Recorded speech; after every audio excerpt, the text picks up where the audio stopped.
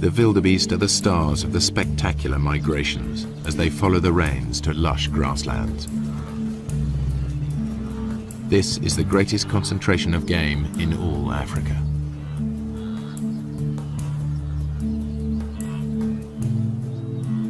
Their numbers attract the top predators, 3,000 lions in numerous prides. But by day, contrary to what most films show, the big cats are not a serious threat to the herds. Good eyesight and safety in numbers protect the wildebeest. This lion certainly acts like a natural killer. By contrast, the hyenas are just hanging about.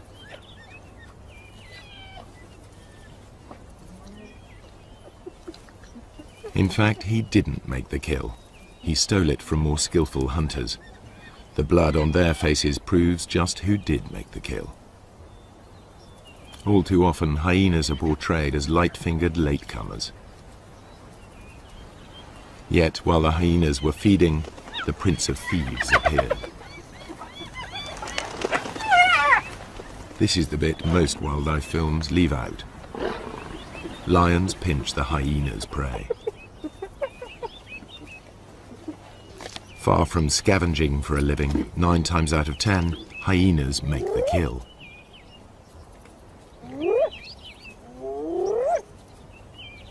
At first sight, the lion and the hyena are locked in a struggle for the same prey.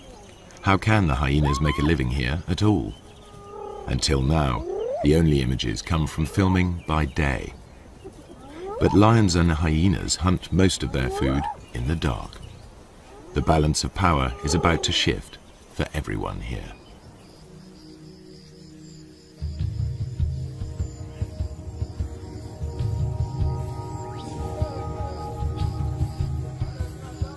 Serengeti straddles the border between Kenya and Tanzania. But the Serengeti plains stretch far beyond the park boundaries, and to the east live the Maasai with their cattle. At dusk, they retire with their herds to the safety of their villages, or bomas.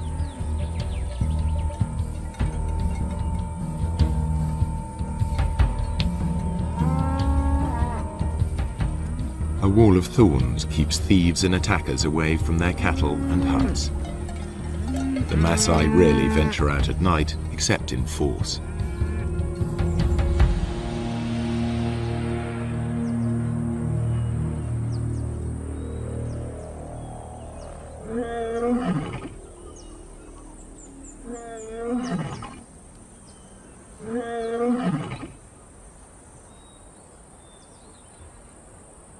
Empty by day, the grazing land suddenly looks rather full, and these cats are not here for a nap. This is the only camera capable of recording what now happens. Technology also allows researchers to make a call to the animals themselves.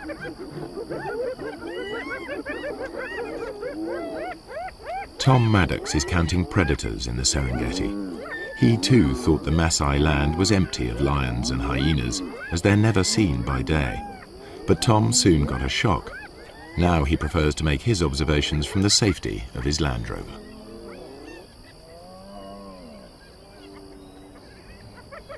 We use this technique that we call call-ins, and we basically have a tape of hyenas on a wildebeest kill. And when hyenas are on a kill, they make these whooping noises and these fighting noises. There's also a lion on the tape and it's fighting with the hyenas, and there's all this big commotion over this kill. And we play this tape on speakers on top of the car. And because lions and hyenas both rely on scavenging quite a lot in their diet, when they hear this tape, a lot of them will come in and they'll investigate it, thinking they're going to get a free meal. It was amazing where they come from. They just kind of melt out from the bushes in places you'd never have imagined a lion could have hidden, often quite close to where I was doing the call-in. And then it was equally amazing once the call-in's over, once they decide to go back under cover, usually about the time that the Maasai are starting to come out of the bomas around 7 o'clock. Again, the lions will melt straight back into the bushes. 1 minute the line's there, the next minute it's gone completely, and I know it must be sitting there somewhere, and they're so hard to find again. The ultra-sensitive camera is many times more powerful than Tom's military scope.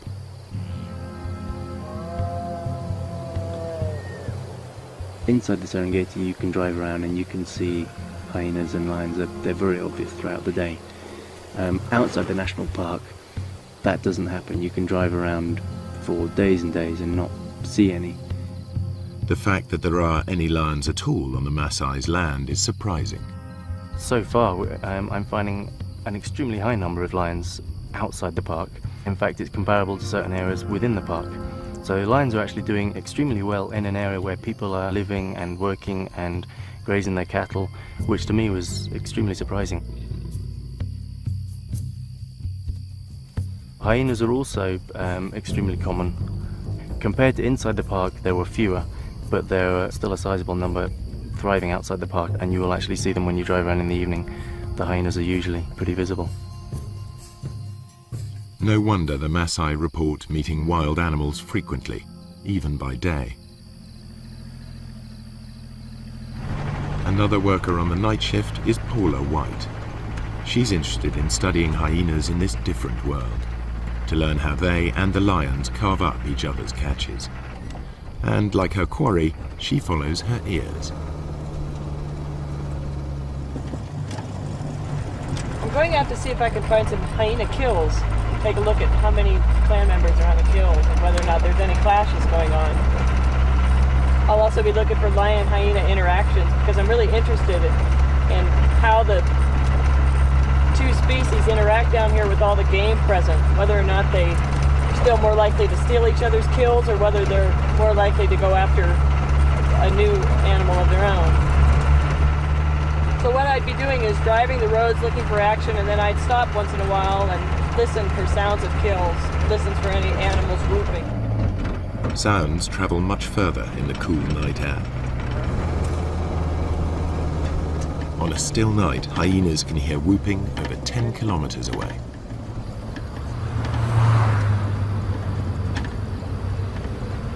I think lions too are attracted to that sound and a number of other groans and squeals that usually accompany a hyena kill. It's a really exciting scene.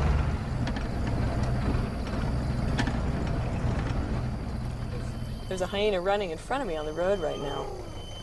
And the way he's running, I imagine he's going for a kill, so I'm going to stop and listen right now. What Paula and Tom are seeing leads them to rethink the conventional ideas about hyenas and lions at night and day.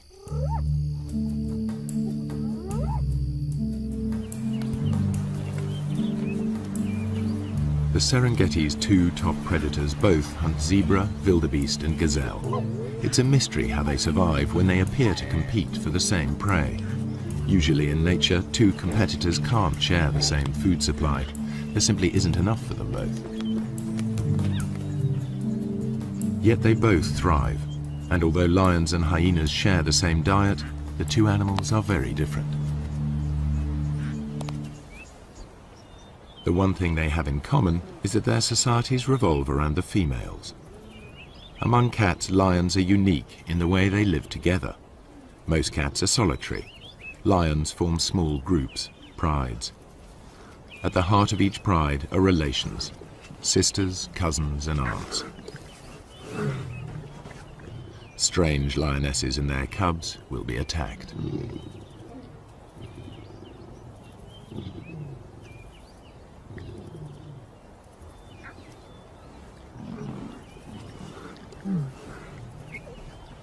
They cooperate to raise cubs.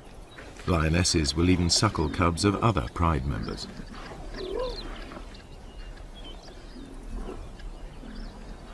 In a lion pride, any female leader will have earned her place, unlike hyenas where leadership is largely inherited.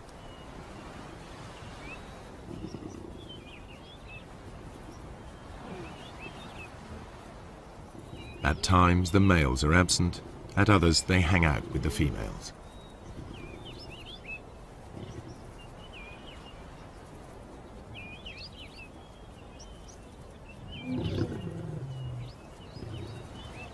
At times they're peaceable, even tender. At others, aggressive to all.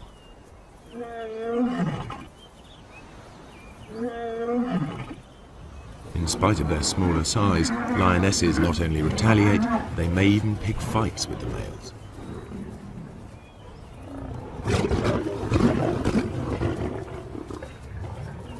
However, male lions are physically more powerful. In a test of strength over a kill, the female will come off worse.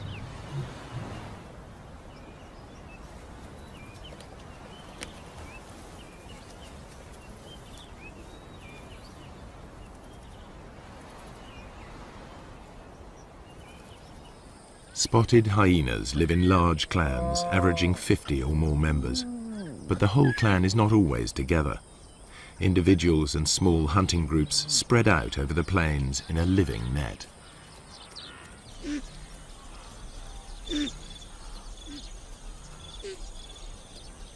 In the Serengeti, hyenas usually make dens in abandoned burrows.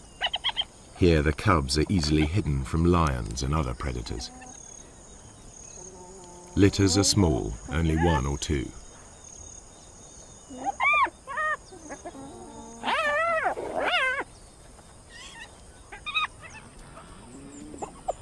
Hyena society is maintained by the rank that each animal inherits.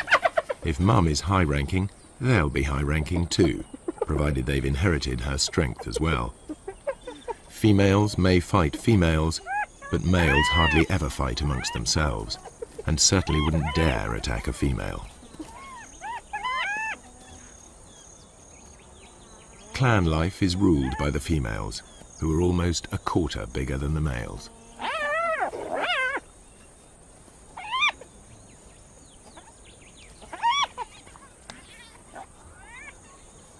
The cubs fight in their first days of life, but once they know their place, they're far more likely to play together than to scrap.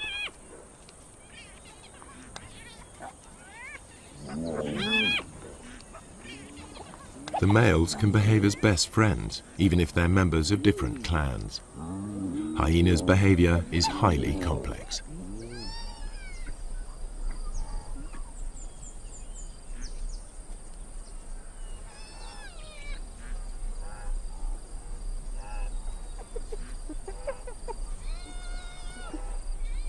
From weaning to fighting, much of what hyenas do still remains to be studied by scientists. Nonetheless, the most marked difference between hyenas and lions is in how they hunt. All animals built for the kill hunt in the same basic sequence. They begin by finding their victims. Next, they single out a target by scanning the herd. Later will come the approach, then the contact, finally the meal.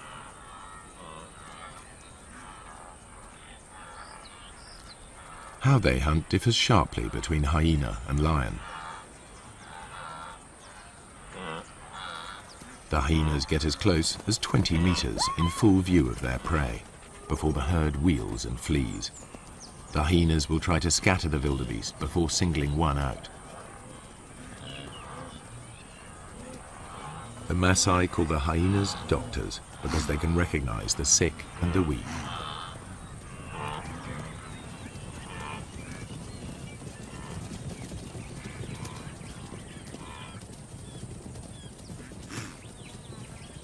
They run down their prey like wolves. Hyenas are endurance hunters. Chases can last up to 5 kilometers at full speed.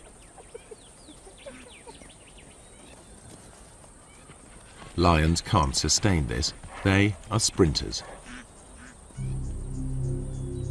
After the rainy season, much of the Serengeti National Park is a sea of long grass. The lions use it to mask their presence. They approach unseen by careful stalking, or occasionally by lying in ambush.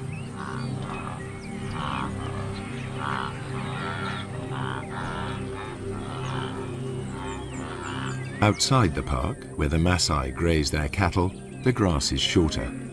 Any predator risks a confrontation with armed herdsmen. The lion sticks out. Not much chance of an ambush here. Hunting under cover of night makes more sense. As the sun goes down, life gets easier for the Serengeti's predators. Dusk diminishes to near complete darkness, which can continue all night if there are storm clouds or if it's a moonless night. The only camera on the planet powerful enough to see in total blackness even picks up stars invisible to human eyes.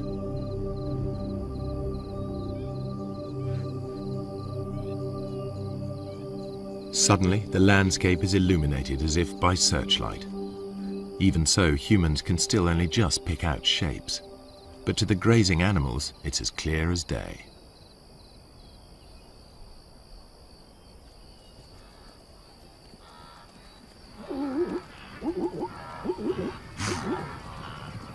The camera reveals crouching lions invisible to the naked human eye.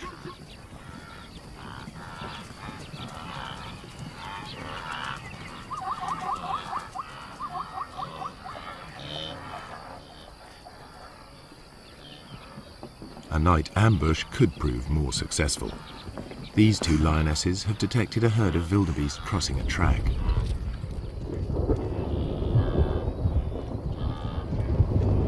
When the moon is up, the lions are limited to the techniques they use by day, stalking and ambushing.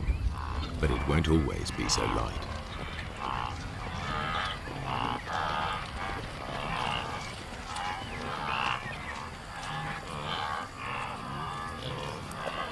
The pair near the crossing point and squat down, well screened by vegetation. One crawls into position to jump a victim.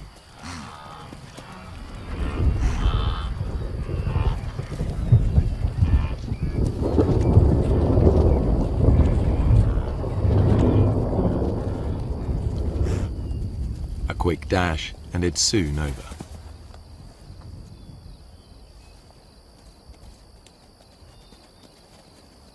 Although these lionesses have been successful, the moonlit night is really the best time for hyenas to hunt.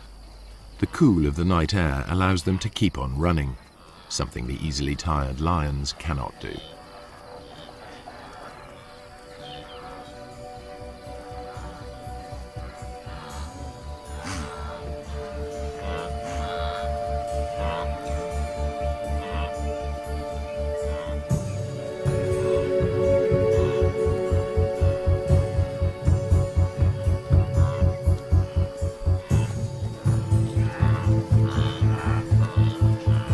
Hyenas' behavior at night is something scientists are increasingly able to observe for themselves. I think I can hear a kill off in the distance, so I'm going to go in that direction. It sounds like there's lions coming in as well.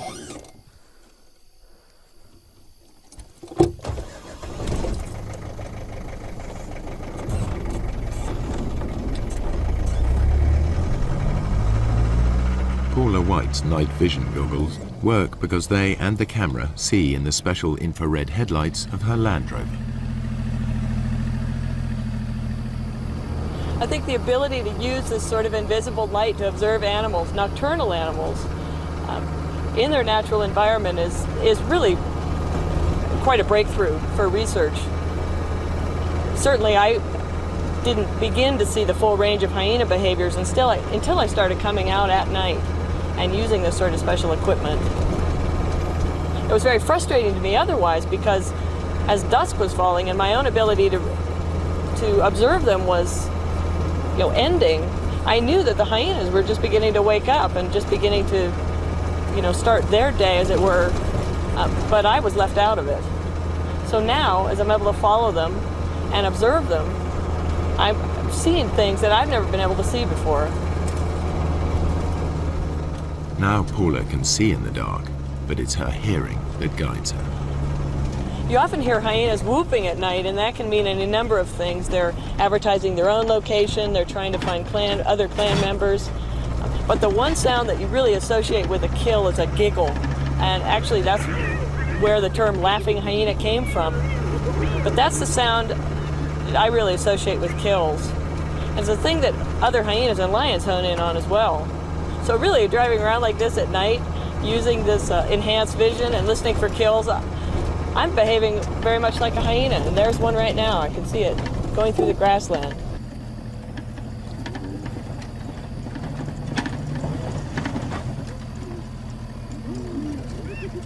A hyena's jaws are among the most powerful of any animal species. The sharp front teeth shear through skin and meat. Their jaw muscles are as big as a man's arm. At the back of the hyena's mouth, huge crushing teeth are strong enough to crunch up solid bone. Yet it's a remarkably peaceful scene. Male hyenas are nature's gentlemen when it comes to sharing a kill with their clan.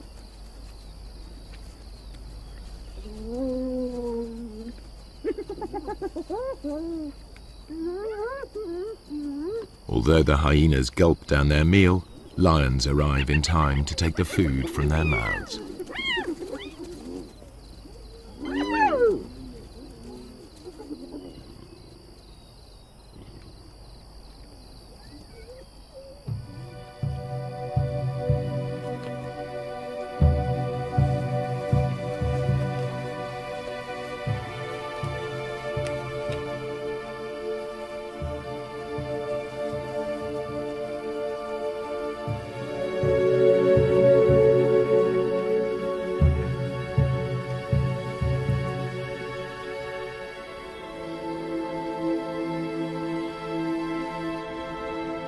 The camera unveils a night world full of animal life. Just how close these animals come to humans astonishes the researchers.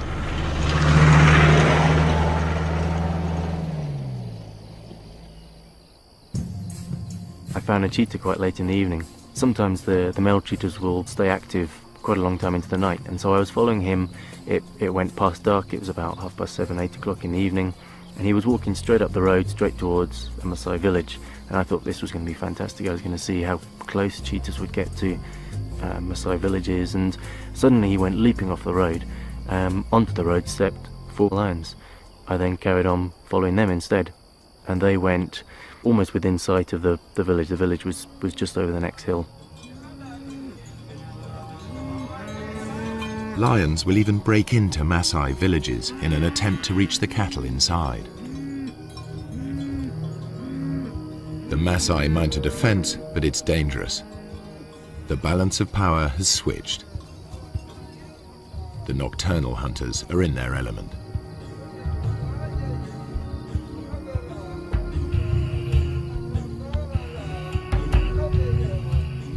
There are burglars about.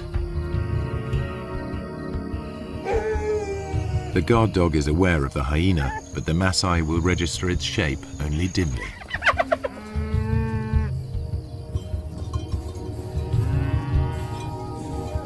Men must rely on tracks to point them in the right direction.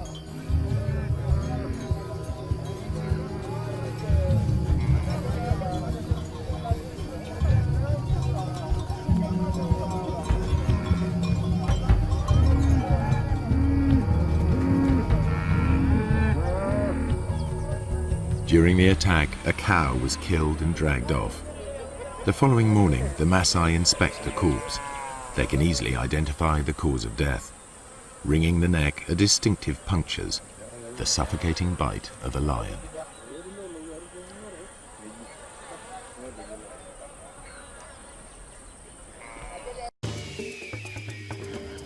This show was created for you and your family to watch together. Welcome to Nat Geo Wild.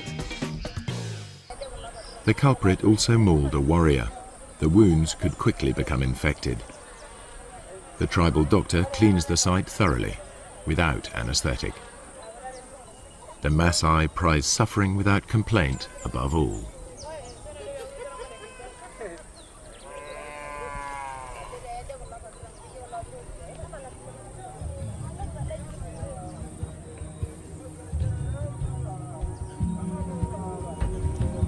The lion's assault will trigger a deadly surge.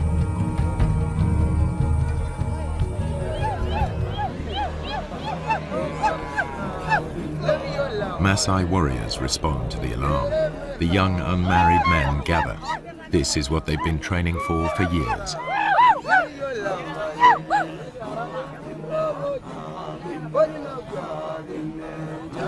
It's the supreme test of their stamina and self-control, and a test of their ability to bear pain without flinching.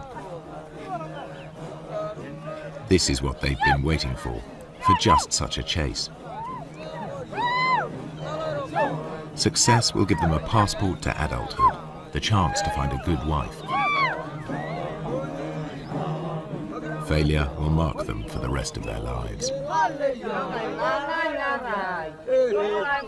But before they can take part, they need to demonstrate their fitness. The elders will decide who will and won't go.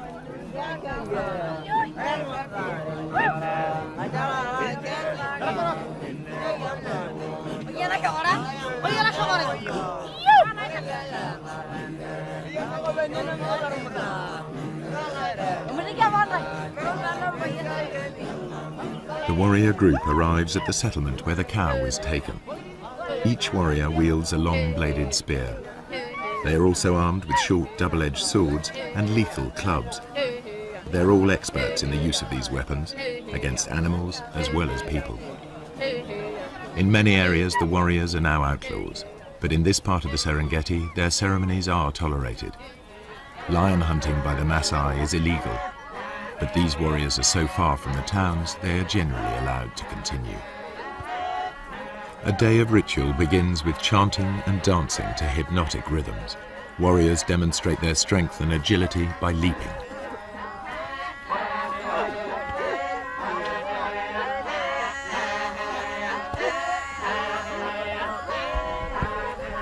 Fueled by intoxicating herbal drinks, they dance into the night.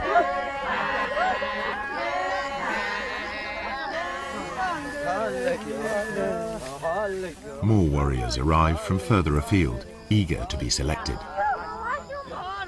Everyone is in a frenzy of anticipation.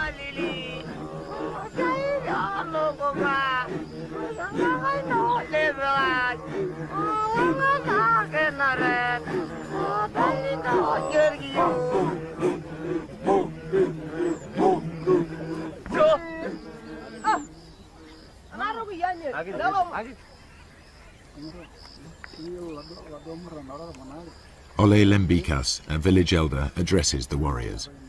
He sobers them by reminding them of the dangers ahead. He tells them to work together, to trust each other, and to return safely. Then he urges them to enjoy the party. It could be their last.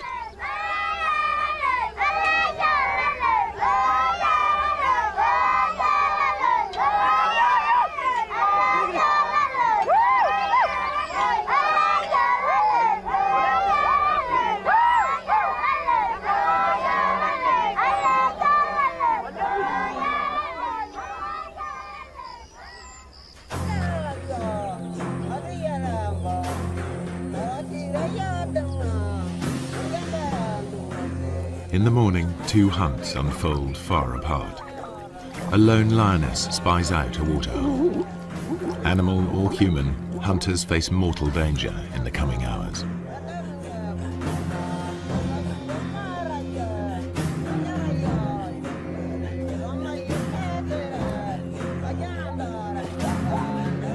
For lions, daytime hunts are the most difficult. For filmmakers, this is when it's easiest to film. So this is the image that's so often repeated. Prey unaware of the lioness hidden in the grass.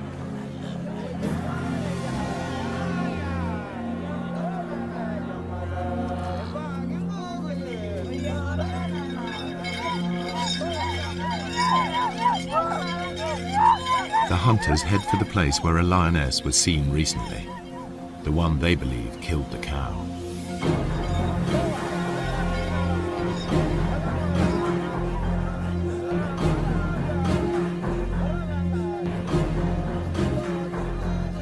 The herds are busy drinking.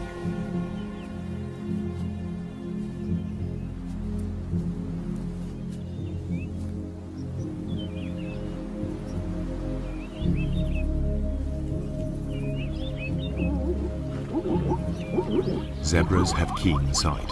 Their bulging eyes give a wide-angle view of danger.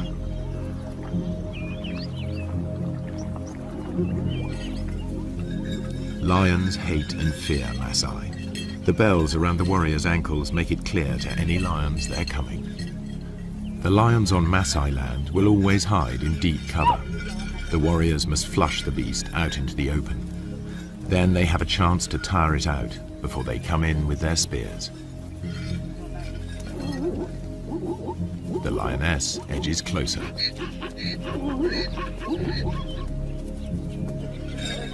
The warrior's search may last all day, covering up to 40 kilometers. The lioness's prey is within 30 meters.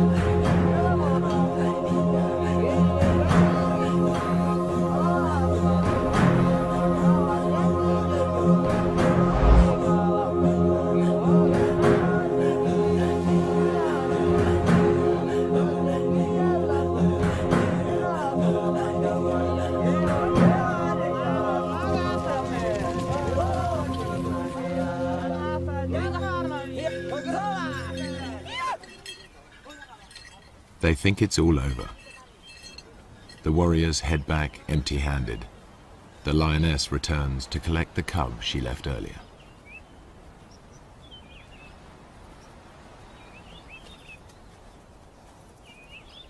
She hid it in long grass nearby, but the chaos of her hunt has attracted members of another pride. This is their patch, and they'll defend it. The mother calls to the youngster.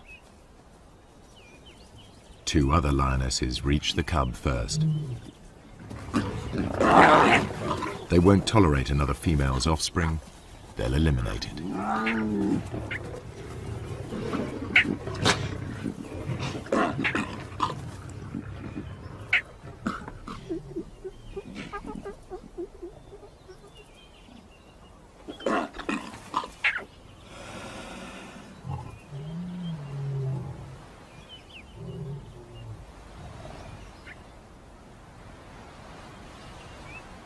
This is not about hunger. The corpse is left to the vultures and hyenas. The mother's life too is under threat. She's no relation. The pride will kill her if she stays.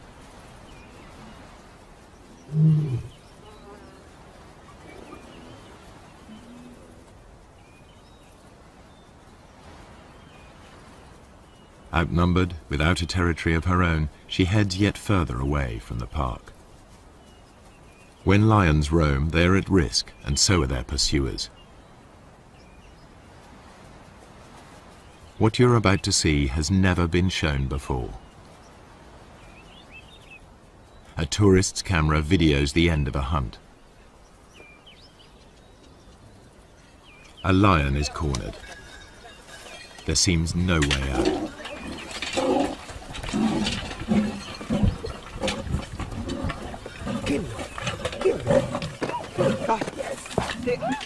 A warrior throws a spear.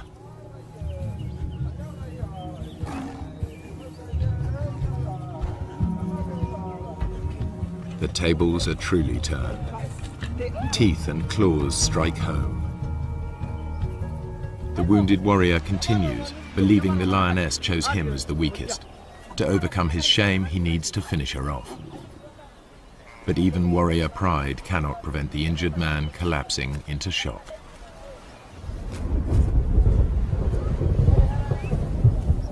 Meanwhile, the lioness dies of her wounds. She's wearing a radio collar, a park lion. Two different worlds clash. The Maasai collect a trophy, the scientists collect data. Each sees the lion in a different light.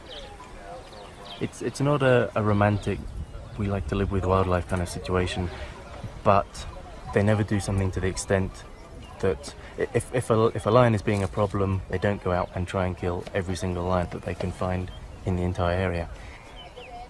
I have great respect for them for tolerating them to such a great degree. In truth, the warriors have made a lethal mistake. The wrong lion has paid the price, and the outcome is nearly fatal for one Maasai.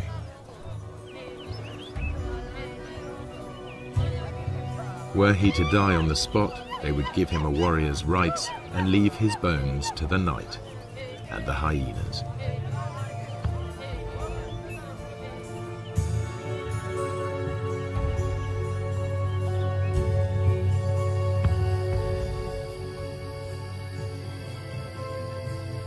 Night is the time of the four-footed hunters. Most hours are clouded over or feebly lit by faint stars.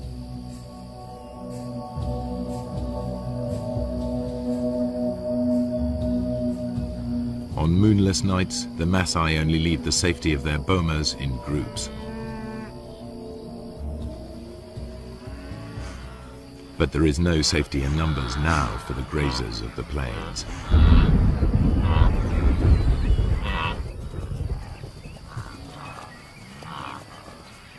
The darkest hours of the night see restless action.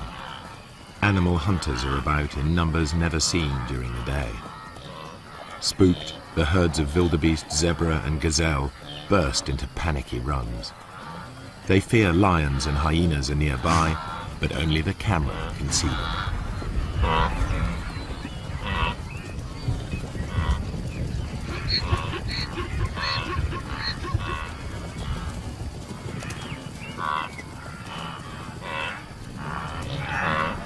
Not only the zebra are uneasy, a clan of hyenas is also on edge.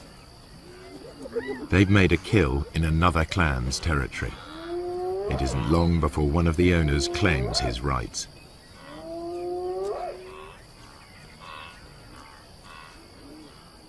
He calls for support from the other residents.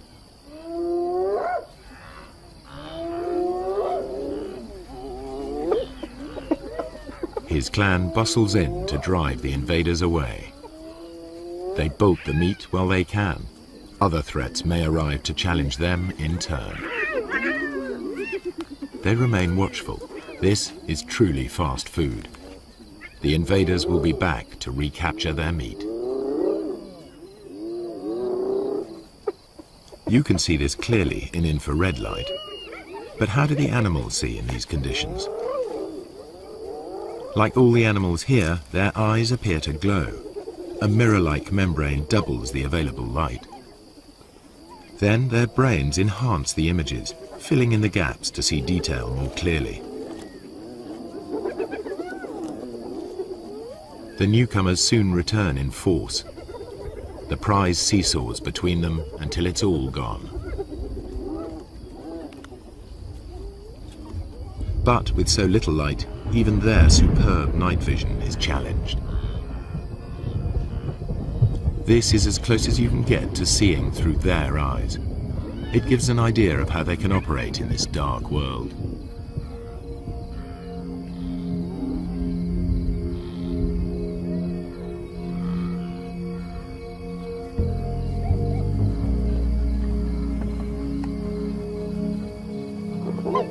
The lions and hyenas continue their battles, as if unhindered by the darkness. Once again, the lions have stolen the hyena's kill, but they all appear to be able to see exactly what's going on.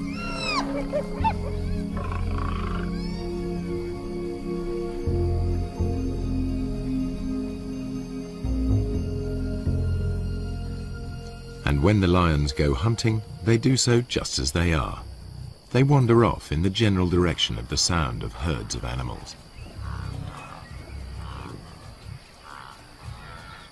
To the lions, the herds are almost invisible at any distance, just dull grey smears.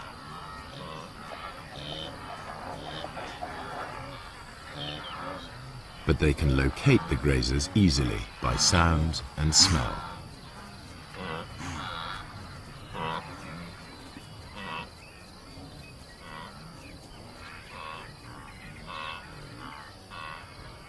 Night is the only time that lions can approach undetected here on the short grass plains. You are about to see for the first time how and when the lions of the Serengeti catch most of their food.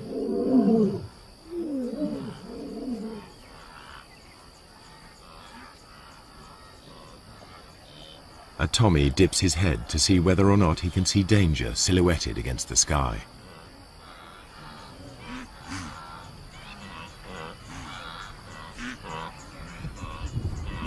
The circling lion is almost invisible.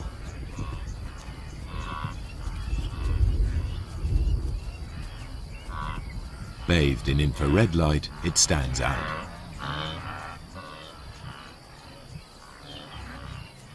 Another Tommy can hear something and is off.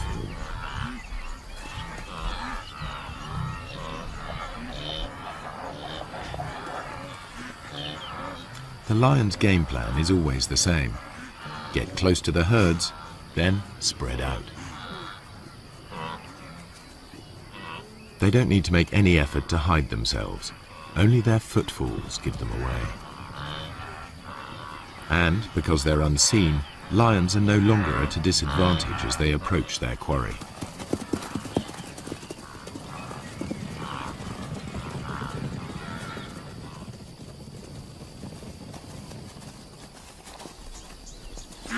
Two young males take a small zebra with ease.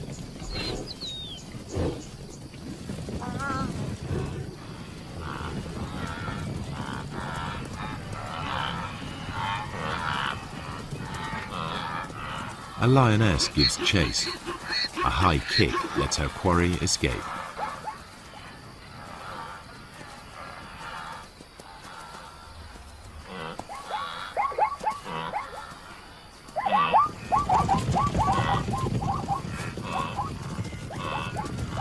Soon, two lions bring down a fine stallion.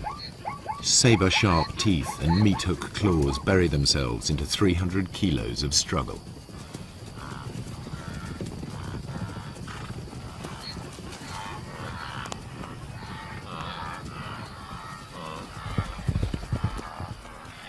One lion grips the throat in a stranglehold, the other prepares to feed. Their ability to keep a grip on their prey in pitch darkness makes the kill possible. Everything the camera has disclosed comes together. The apparent competitors for the same food survive because there are times when one is more successful than the other. The animals hunt in different ways, by day and by night, and in differing light. These unique images show that the relationship between lions and hyenas is more complex than traditional pictures allow. The lions steal kills, and the so-called cowardly hyenas are often merely out to reclaim their prey.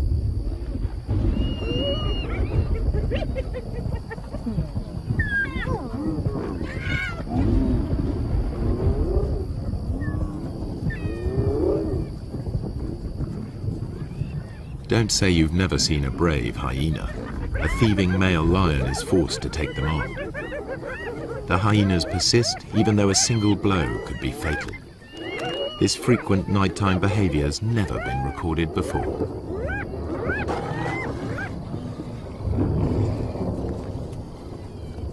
There's much more going on in the dark than people have realized, and there must be many more secrets still to be revealed.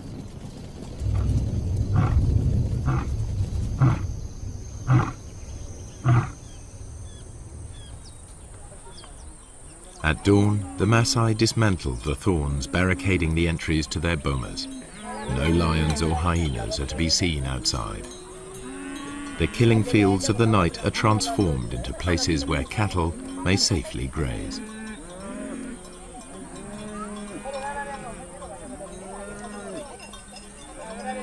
By day, everything is in the Maasai's favor. The cool of night and the light of the moon are ideal conditions for the hyena, a long-distance runner. But the darkest nights belong to lions, which can rely on built-in weapons and brute force. The truer picture that has emerged applies by day as well. Hyenas can kill when lions are too conspicuous, and it's the lions that are the scavengers.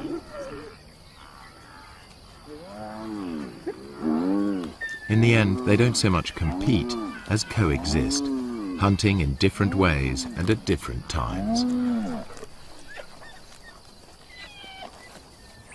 In the centuries that the Maasai have dwelt on the plains, they too have found a way of treading lightly on the land.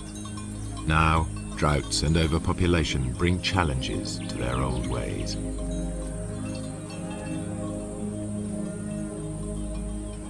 Within a decade, this cattle pasture will be covered with crops. Predators and herds will be gone, only preserved in the zoo-like national park.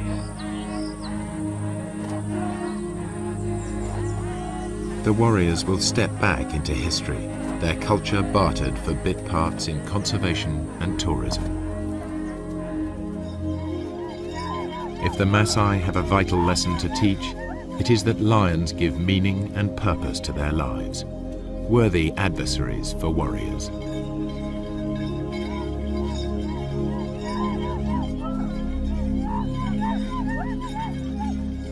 Their spears are already being beaten into plowshares. A patchwork of fields is appearing. Soon, fences will spring up. Nature's carefully crafted balance of power will be upset, animals and people in conflict. The picture that emerges may be starker, but it is more realistic. And never again will you be taken in by that well-groomed imposter posing as the king of the beasts.